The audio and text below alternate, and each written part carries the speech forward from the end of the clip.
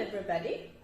In this video, I shall discuss on the educational values related to assessment, describe how assessment can be learner-centered and how they respect the learner. Also, discuss a wish for assessment practice and plan to make course assessment more authentic. Generally, when we talk about assessment, it implies the action or an instance of making a judgment about something. Referring to a student or a learner, it implies the process of collecting and analyzing information about students' performance, their understanding level, and skills in order to determine the progress and identifying the areas for improvement. It is formative in nature and primarily aimed at providing feedback to improve learning. The next point for discussion is educational values related to assessment. Assessment helps demonstrate the learning outcomes of students. It provides feedback, that is, how far they have learned and understood. It gives them an opportunity to identify their strengths and limitations and make improvement in the areas required for improvement and better their performance. The next point for discussion is to describe how assessment can be learner-centered. As already stated, assessment is formative in nature and primarily aimed at providing feedback to improve learning. Assessment can be ongoing and occur at various points during the learning process. It is not limited to the end of a course or a unit. The student's involvement in problem-solving tasks enables them to identify their skills, their thinking ability, time management, and ability to correctly attempt the assigned tasks like quiz, tests, assignments, projects, observations, and so on. It allows students to learn from their performances. It focuses on students' understanding how they have, changed their behavior,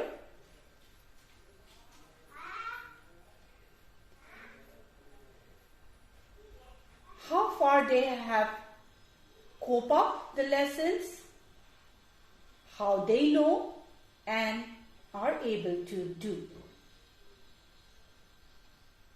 Well, the next point for discussion is how assessment respects the learner.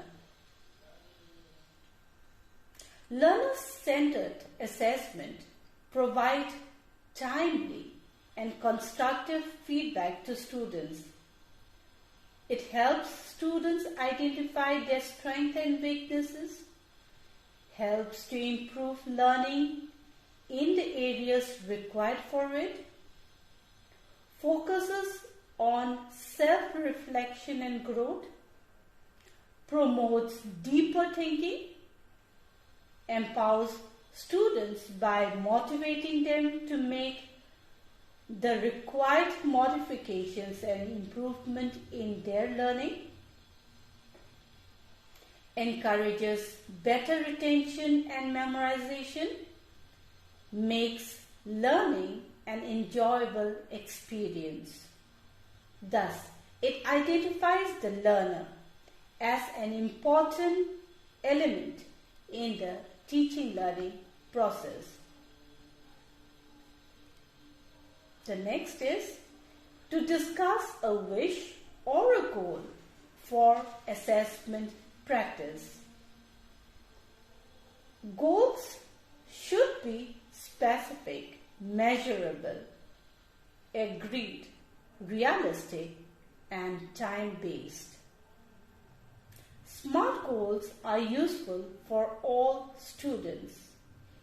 If I have to make a choice,